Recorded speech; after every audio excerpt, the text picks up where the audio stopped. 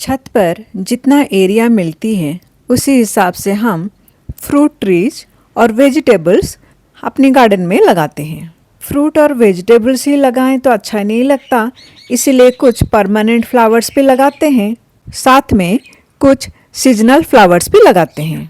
ये है जिरानियम आइवी का पौधा, जिससे हैंगिंग बास्केट में लगाया जाता है क्योंकि इसकी टहनियाँ नीचे की तरफ झुकती है और साल भर इसमें फूल खिलती रहती है। विंटर में ढेर सारे फूलों के पौधे लगाया जाता है। सीजनल्स होते हैं, 3 महीने लग जाती हैं पौधों को बड़े होके फूल देने में और 3 महीने वो फूल दे के ख़त्म भी हो जाते हैं, लेकिन गार्डन को पूरी तरह कलरफुल कर देते हैं। फूलों के बिना गार्डन में पॉलिनेटर नहीं आएंगे और पॉलिनेटर नहीं आएंगे तो चाहे फ्रूट ट्रीज के फीमेल फ्लावर या वेजिटेबल्स की फीमेल फ्लावर्स को हमें हैंड पॉलिनेशन करना पड़ेगा। हैंड पॉलिनेशन करना इतना इजी टास्क नहीं है।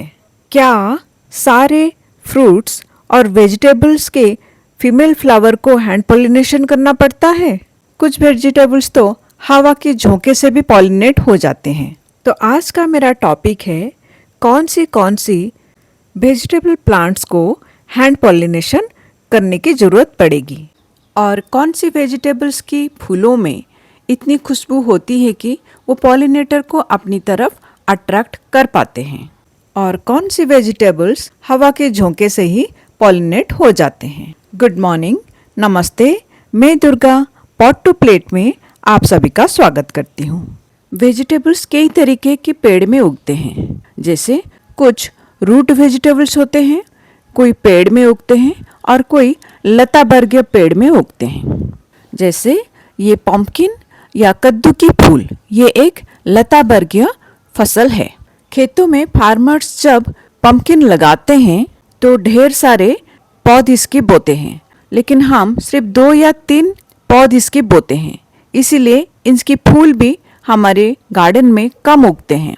ऐसे तो अपने आप खेतों में पॉलिनेटर ढेर सारे आती हैं और पम्पकिन के फीमेल फ्लावर को पॉलिनेट करके चले जाते हैं, उसमें हैंड पॉलिनेशन करने की ज़रूरत नहीं पड़ती है। लेकिन हम जब कम पौधे लगाते हैं तो कम फूल खिलती हैं और सही टाइम में पॉलिनेटर आके उसको पॉलिनेट नहीं किए तो फीमेल फ्लावर पॉलिनेट नहीं हो पाती है और फ्रूट में कन्वर्ट नहीं हो पाती है। जब भी पम्पकिन को पॉलिनेट करना है तो उस दिन पेड़ में खिली हुई सबसे बड़ी मेल पम्पकिन फ्लावर को तोड़कर उसकी साइड से पेटल को आराम से हटाकर सेंटर में जो पराग होती है उस पराग को लेकर फीमेल फ्लावर के सेंटर में लगाया जाता है। फीमेल फ्लावर के नीचे एक छोटा सा कद्दू लगा हुआ रहता है, लेकिन मेल फ्लावर के नीचे कोई भी कद्दू लगा हुआ नहीं रहता है। जिस दिन पम्पकिन फ्लावर खिलता है उसी दिन सुबह ही ये काम करना पड़ेगा, तभी फीमेल फ्लावर में फ्रूट्स सेट हो पाएगी। टेरेस गार्डन में लगी हुई फ्रूट्स एंड वेजिटेबल्स को हार्वेस्ट करते करते मैं मेन टॉपिक को भी कवर करूंगी। तो हार्वेस्ट करते हैं। ये पहला फ्रूट चेरी सेल्फ पॉलिनेटेड होती है। इसके ऊपर डिटेल वीडियो मेरे चैनल में अवेलेबल है, आप चाहे तो उसे देख सकते हैं। जैसे पम्पकिन को हैंड पॉलिनेशन करना पड़ता है, वैसे ही लौकी, परवल, खेक्सा आदि पौधों को हैंड पॉलिनेशन करना पड़ता है। कुंदरू भी बेल वर्गीय फसल होती है, लेकिन कुंदरू में हैंड पॉलिनेशन करने की जरूरत नहीं पड़ती है। करेले के फूलों में भिन्नी भिन्नी खुशबू होती है, तो करेले के फूलों में हैंड पॉलिनेशन करने की जरूरत नहीं पड़ती है।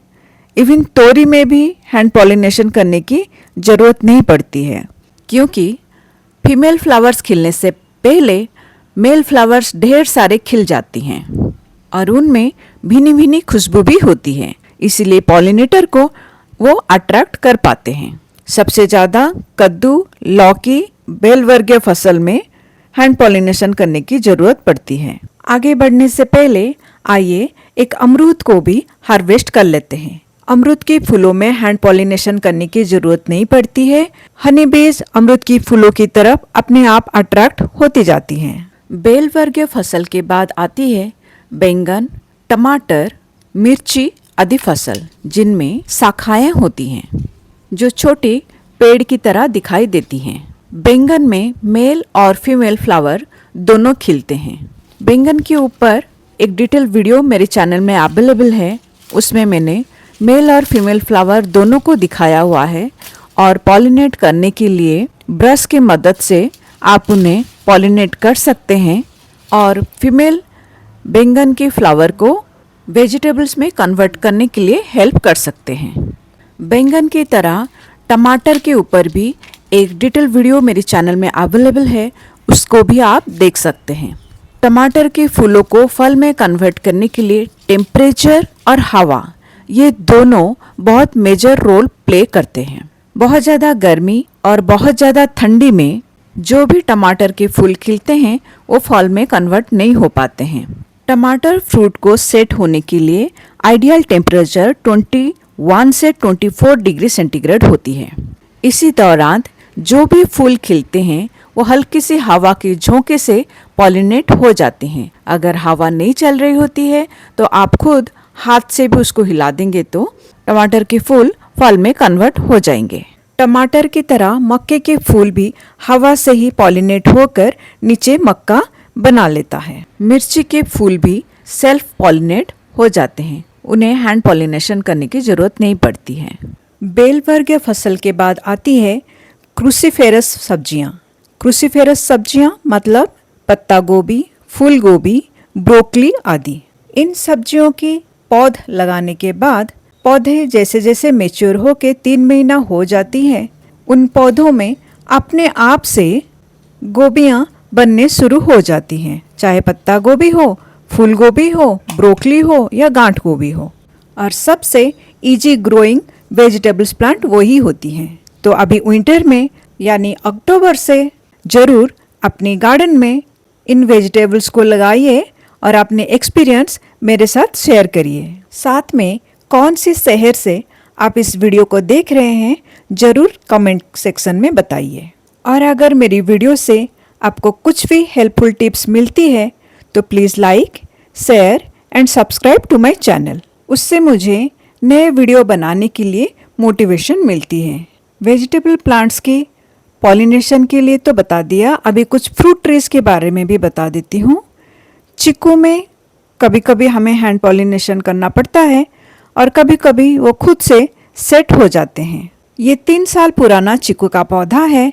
पहले साल इसमें कुछ भी फूल नहीं आया था, दूसरे साल 2-3 फूल आए थे, उसमें से एक ही फल सेट हुआ था। और इस साल यानी तीसरे साल में इसमें जितने भी फूल आए थे ऑलमोस्ट सारे फूल फल में कन्वर्ट हो गए हैं। जबकि इसको मैंने 12 बाय 12 के ग्रो बैग में लगाया हुआ है। बहुत छोटा सा ग्रो बैग में बहुत कम मिट्टी में लगी हुई है, लेकिन इसकी मिट्टी बहुत उपजाऊ बनाया है मैंने। अगर आप मेरे चैनल को फॉलो करेंगे तो मिट्टी कैसे उपजाऊ बनाते हैं वो अपने आप आपको पता चल जाएगा।